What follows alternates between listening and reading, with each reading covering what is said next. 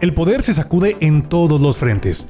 Elon Musk y Donald Trump pasan del pacto al pleito público, mientras en Guanajuato grupos conservadores logran frenar la despenalización del aborto, el mismo día en que el gobierno devuelve más de $1 millón de cobros excesivos en impuestos al exarzobispo Norberto Rivera. Y mientras unos músicos enfrentan investigaciones por apología del delito, otros encabezan las listas de popularidad con canciones que, aunque suenan un poco distinto, siguen diciendo lo mismo: política, fe, justicia y espectáculo. Todo se mezcla este viernes y todo tiene algo en común. La línea entre lo legal y lo correcto no siempre está donde creemos.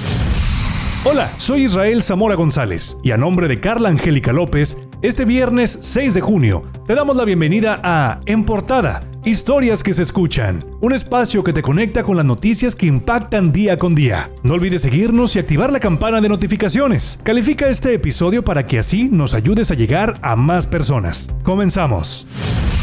La relación entre Donald Trump e Elon Musk, que alguna vez pareció estratégica y poderosa, terminó en una ruptura pública tan ruidosa como su ascenso. Este jueves la tensión alcanzó un nuevo pico cuando Elon Musk utilizó su red social X para lanzar una acusación directa. Aseguró que el presidente aparece en los archivos del caso Jeffrey Epstein y sugirió que esa sería la verdadera razón por la que dicha información no ha sido desclasificada por parte del gobierno americano. El señalamiento llegó en medio de un conflicto creciente entre ambos. Días antes, Trump habría amenazado con cancelar todos los contratos gubernamentales con las empresas de Musk, incluyendo SpaceX y Starlink, en respuesta a las críticas que el empresario hizo al proyecto de ley de gasto federal impulsado por la Casa Blanca. Musk habría renunciado poco antes al cargo que ocupaba dentro del Departamento de Eficiencia Gubernamental, aludiendo a diferencias irreconciliables con el enfoque fiscal del mandatario. Aunque sus primeros desacuerdos públicos datan de años atrás, durante el primer mandato de Trump, la cercanía entre ambos se intensificó en los últimos meses. Musk fue uno de los principales financiadores de la campaña del republicano, lo acompañó en eventos clave y se convirtió en un asesor informal en temas económicos y de tecnología. La relación fue útil para ambos. El gobierno accedió a reducir regulaciones que afectaban a Tesla y SpaceX, mientras Musk reforzaba su influencia política. Sin embargo, esa alianza comenzó a desmoronarse en cuanto el gobierno endureció su política fiscal. La situación se volvió más volátil tras una serie de publicaciones y declaraciones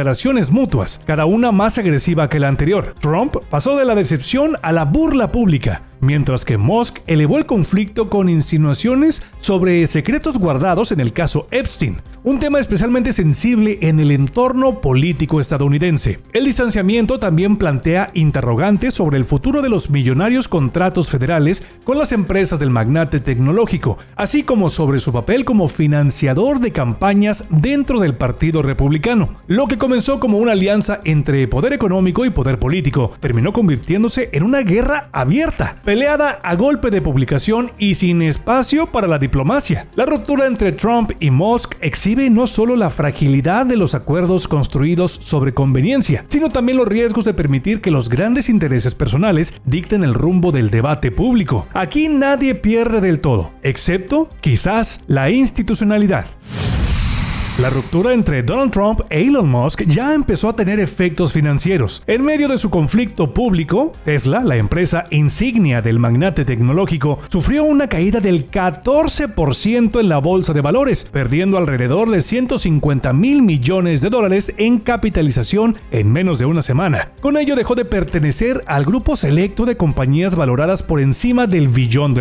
El desplome bursátil coincidió con una escalada en el intercambio de acusaciones entre ambos líderes y fue interpretado por los mercados como una señal de tensión profunda. La amenaza de Trump de cancelar todos los contratos y subsidios gubernamentales ligados a Musk generó preocupación entre inversionistas, especialmente considerando la fuerte dependencia de Tesla a contratos con agencias federales y beneficios fiscales relacionados con energías limpias. La salida de Musk del Departamento de Eficiencia Gubernamental, donde habría sido designado por el propio presidente como figura clave en la reducción del gasto público, marcó el punto de inflexión. Aunque en un principio su relación fue vista con optimismo por los accionistas, al considerar que permitiría al empresario enfocarse nuevamente en sus compañías, el tono posterior del conflicto cambió ese panorama. En paralelo, Trump Media, la empresa que engloba la red social Truth Social, también registró una caída de más del 8%, aunque menos dramática, la baja evidenció que la pelea está dejando huella también en el lado político. El conflicto entre ambos personajes ya no se limita al desacuerdo sobre políticas económicas. Las acusaciones ahora tocan asuntos bastante delicados y controversiales, desde la eficiencia del plan fiscal hasta la insinuación de que Trump estaría relacionado directamente con el caso Epstein, lo que ha encendido los ánimos en redes sociales y tensionado aún más el ambiente político y financiero. Este choque entre uno de los hombres más ricos del mundo y el presidente de una de las naciones más poderosas del mundo no solo pone en juego contratos multimillonarios y credibilidad pública, también ha generado inestabilidad en los mercados y dejó en evidencia cómo las disputas personales entre figuras de alto perfil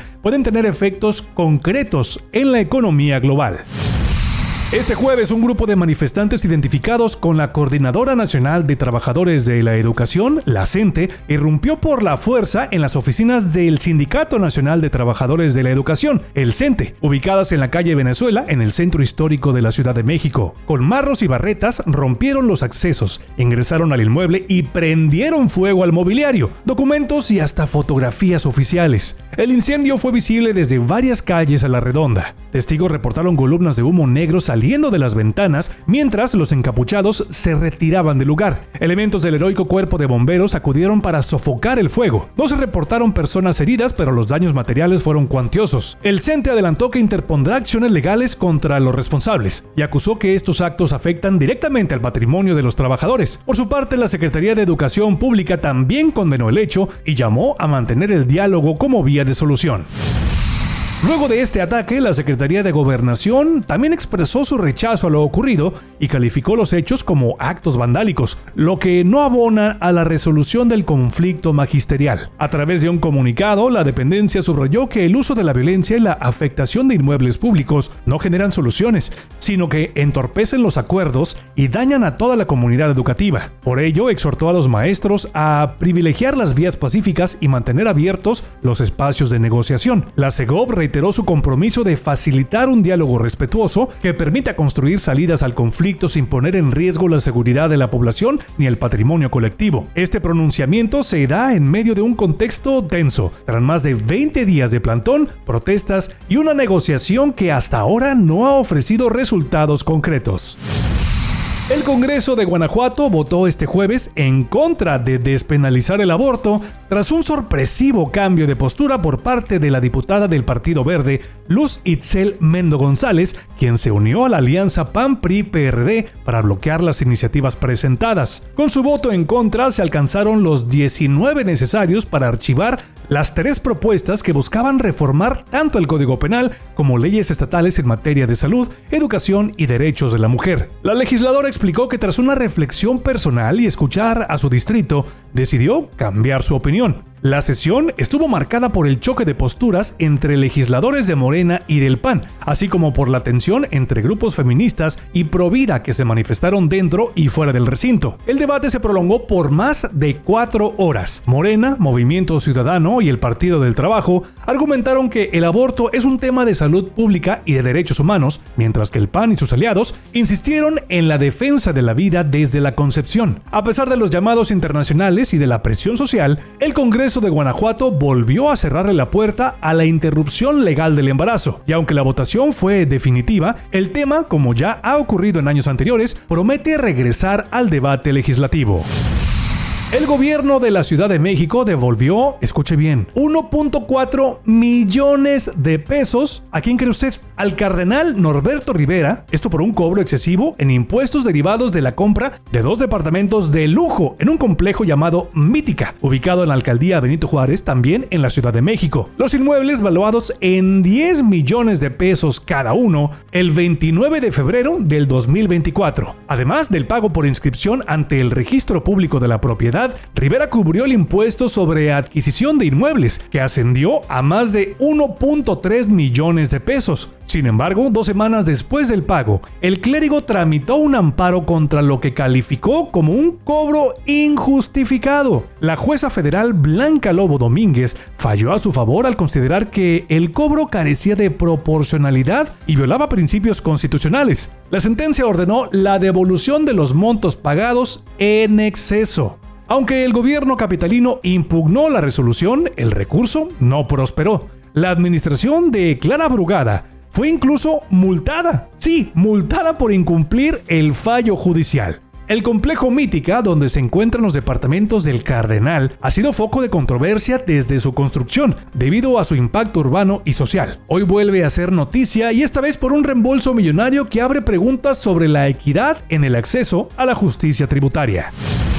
Tras su reciente presentación en el Auditorio Telmex en Zapopan, Jalisco, las autoridades estatales han iniciado una nueva carpeta de investigación en contra de la agrupación Los Alegres del Barranco, ahora por presunto manejo de recursos de procedencia ilícita. La razón, los casi 6 millones de pesos generados por el concierto que ya han sido asegurados por la Fiscalía bajo el argumento de que podrían derivarse de actividades ilícitas. Según explicó el vicefiscal Alfonso Gutiérrez Santillán, estos ingresos estarían relacionados con la apología del delito, señalando específicamente a la interpretación del corrido El Dueño del Palenque, por el cual ya han enfrentado otros procesos. Con esta nueva acusación, Los Alegres del Barranco ya acumulan 4 carpetas de investigación por sus presentaciones en distintos municipios del estado: Zapopan, Villa Purificación, Cihuatlán y Tequila, donde también interpretaron el polémico tema. Este caso subraya el debate entre la libertad artística y los límites legales cuando se cruzan con mensajes ligados al crimen organizado. Aunque varios gobiernos locales en México y el propio Estados Unidos han comenzado a censurar los narcocorridos, sus principales exponentes siguen dominando las listas de popularidad. Artistas como Fuerza Régida, Peso Pluma, Netón Vega y Luisa Reconríquez encabezan los rankings en plataformas de streaming, incluso cuando enfrentan multas o restricciones de visas. Lo que ha cambiado no es el fondo, sino la forma. Lejos del estilo clásico de los narcocorridos, estas canciones ahora adoptan ritmos como el reggaetón o el trap, pero conservan las referencias al crimen organizado, armas, drogas y lujos. Mientras tanto, artistas como Netón Vega y Peso Pluma experimentan con sonidos más románticos en búsqueda de diversificarse. Aún así, la narrativa del narco se filtra en estos nuevos géneros, desdibujando los límites entre música urbana, regional y apología al delito. La censura avanza, pero el corrido, aunque disfrazado, sigue sonando. Le invitamos a visitar nuestras distintas plataformas para mantenerse al tanto de lo que acontece minuto a minuto. Milenio Diario, milenio.com, Telediario, Telediario Radio y telediario.mx. Multimedios Podcast, un espacio que te conecta con las noticias más relevantes del día. Suscríbete y coméntanos.